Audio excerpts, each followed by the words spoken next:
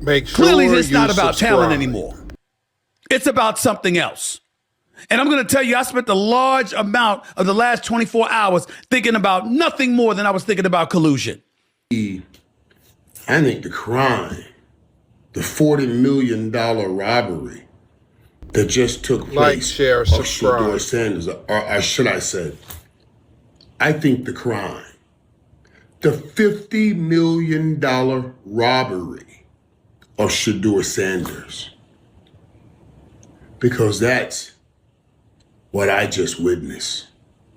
The NFL draft is supposed to be a celebration, a coronation of talent, a dream finally realized. But in the spring of 2025, that dream twisted into something else for Shedeur Sanders, a nightmare that may now spark the biggest lawsuit professional football has seen in decades.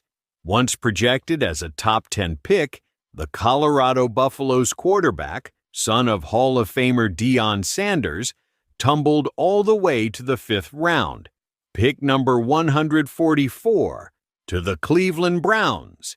And now, whispers are turning into roars. The Sanders defamation and loss of future earnings. Like, And the share, deeper you subscribe. go, the murkier it gets. To the outside world, Shedeur's fall made no sense. What we're looking at is a convergence of a lot of history falling into one weekend. There's a history of the NFL and their ideas about protecting the shield and what they feel like. There's histories of the Sanders, history of the quarterback, which makes this really complicated and pretty much impossible to find one specific answer about why Sanders fell. He was probably already a fringe first-round pick, so some of the mock drafts were wrong. There's probably some owners out there who wanted to humble him and Sanders, and then there's just the talent that was there. So I'm not, it's okay. It's okay, I think, to say we don't know what the specific answer is. What I do know, though, and I know it's maybe a little bit of a tangent, but I feel like it's important to say. I want to say this to folks on the internet and folks who are paying attention. This is not the Colin Kaepernick situation. This is important to know. Colin Kaepernick was absolutely blackballed from the league for standing up for folks' rights. This is not what Shedeur Sanders went to. He was embarrassed for 48 hours in a draft, and he ended up going to a Browns team where he still could possibly be a starter on that team because they managed to have half of Wu-Tang Clan's worth of bad quarterbacks, and he can still work his way up to a starter. So this is not the same situation. His career can still end up being okay. He led the NCAA in completion percentage at 74.1%, broke multiple school records, and was a centerpiece in the most talked about college football story in 2 decades. But after months of buzz that he'd go no later than the early 2nd round, Sanders was forced to wait through 3 agonizing days. And then, pick 144, a humiliating moment that turned viral within minutes. Like, share, The cameras subscribe. at his private draft party cut away. The champagne stayed corked. The silence was deafening. Deion Sanders didn't hold back afterward, reportedly telling close confidants that this league just blackballed my son. At first, it sounded like a father hurting for his child. But then came the leaks. Because how in the hell does 32 teams in the National Football League pass on a quarterback that was universally recognized one of the top 3 quarterbacks in the country entering this draft, and 32 teams passed on them? Not once, not twice, not 3 times, but 4 different times they passed on them. How the hell does that happen? 4 rounds. It doesn't happen to a quarterback. We've never seen anything like this before. We've seen guys drop because of injuries. We've seen guys drop because of off-field issues, but we've never seen a quarterback projected to be a top 20 pick, universally recognized one of the top 3 quarterbacks in the draft, projected to be a first rounder, in all likelihood a safe bet of a late first rounder, and drop literally to the 5th round. We haven't seen anything like that. So a lot of times when you go to these combine meetings, teams give you things to challenge you. Teams will have a player's worst plays ready for him, and they'll show him his worst plays and say, hey, why don't you explain them? And Shedeur apparently didn't take to it well. And at one point, one of the few teams that actually was interested in him said, well, what do you make of this really bad play? And Shedeur said, maybe I'm not the guy for you. That's not the answer. Another moment.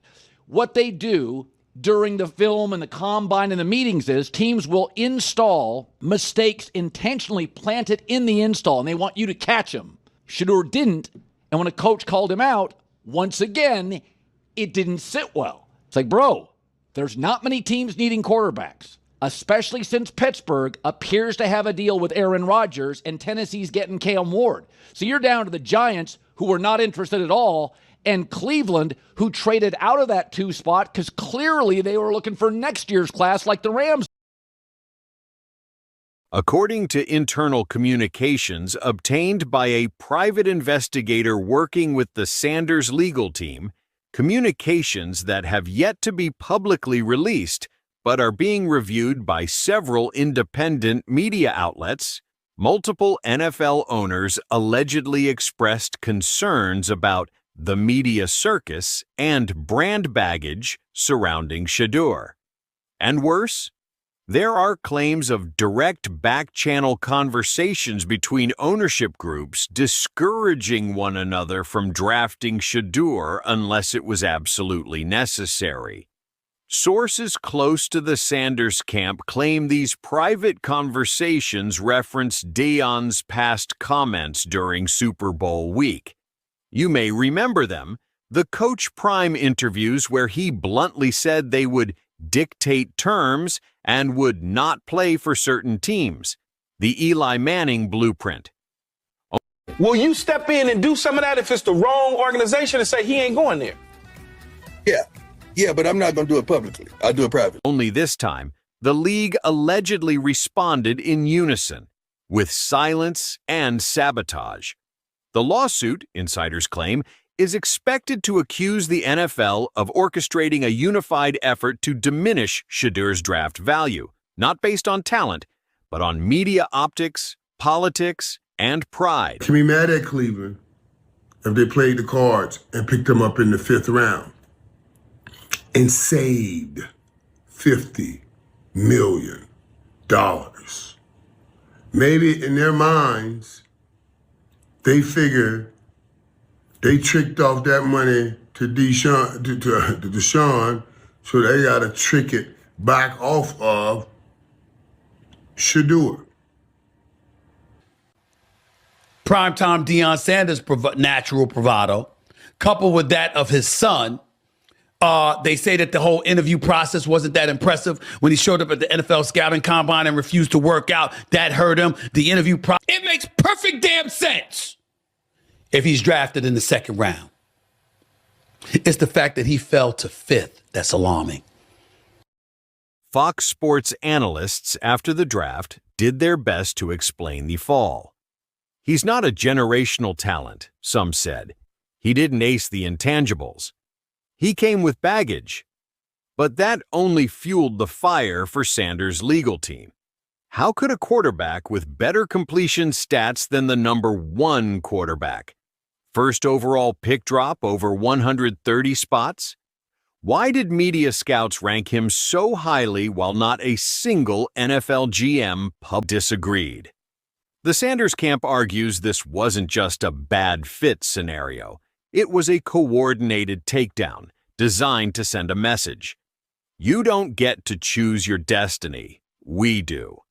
And perhaps no comment sent that message louder than Colin Cowherd's infamous quote, "Nobody wants a celebrity backup quarterback." That phrase, now being dissected by attorneys, has allegedly been cited in early drafts of the legal complaint. It's not just an insult, it's ammunition. How long you been playing in the NFL? I played 9 years. Chase, you like 14. 4 of them. 4. So that's a lot of years here, right? We ain't never heard this before. Never. You know why? Because you drafted a first-round quarterback in the 5th round. That's the truth of it. You try to teach him a lesson, now it backfired. Because the 3rd-round quarterback, we try to be respectful. Chase, I'm respectful. I get it. You're a quarterback and all that, and I get all that. But we know he's not better than Shedeur. We know what the team knows, the player knows. We know. They took him off, and they took him off because the owner said, take him off. I don't want that guy. Shedeur Sanders just torpedoed himself.